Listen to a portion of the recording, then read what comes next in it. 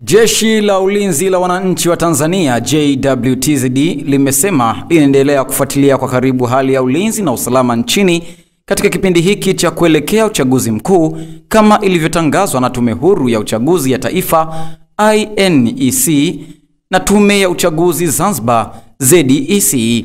Taarifa iliyotolewa na Kaimu Mkurugenzi wa Habari na Uhusiano wa JWTZ Kanali Bernard Mlunga imeeleza kuwa jeshi hilo linaridhishwa na hali ya usalama nchini ambapo kampeni za uchaguzi zinaendelea kwa amani na kwa kuzingatia sheria, maadili ya kisiasa, kuheshimiana na kuvumiliana miongoni mwa wagombea na wafuasi wao. Ndugu wa Tanzania, naitwa Kanali Bernard Masala Mlunga, Kaimu Mkurugenzi wa Habari na Uhusiano,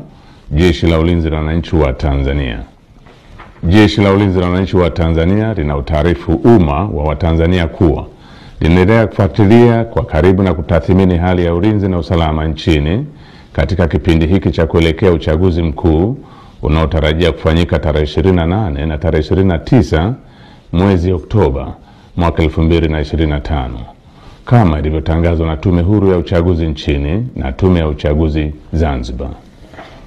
Kwa ujumla, Jeshi la Ulinzi la Wananchi wa Tanzania linaridhishwa na hali ya usalama iliyopo nchini katika kipindi hiki ambacho vyama vya siasa vinaendesha kampeni zao kwa kuzingatia matakwa ya kisheria, kuheshimiana na kuvumiliana kunakooneshwa kupitia kwa wagombea wao wa ngazi za urais, ubunge na udiwani. Jeshi la Ulinzi la Wananchi wa Tanzania linaviomba vyama vya siasa kuendeleza hali ya amani na utulivu wakati wote wa kampeni, kupiga kura na baada ya kupiga kura. Katika hatua nyingine, Jeshi la Ulinzi la Wananchi wa Tanzania linalipongeza Jeshi la Polisi na vyombo vingine vya usalama kwa jinsi vinavyoendelea kusimamia hali ya usalama katika kipindi hiki cha kuelekea uchaguzi mkuu. Aidha, jeshi linawapongeza wananchi kwa kuendelea kutumia haki yao ya msingi ya kushiriki kwa amani na utulivu katika kusikiliza sera za vyama mbalimbali kupitia mikutano ya hadhara inayoendelea kufanywa na vyama vinavyoshiriki uchaguzi mkuu kwa ngazi mbalimbali ili kuwachagua viongozi watakaowaletea maendeleo.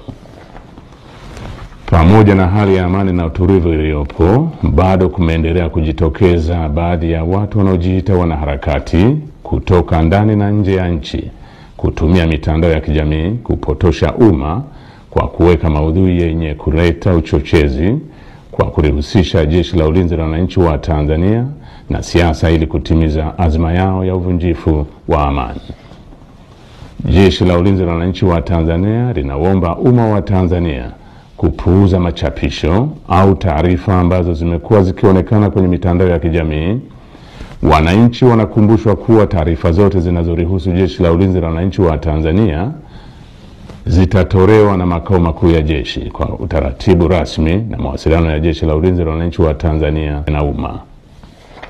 Jeshi la Ulinzi la Wananchi wa Tanzania likiwa sehemu ya vyombo vya ulinzi na usalama vyenye dhamana ya ulinzi nchini,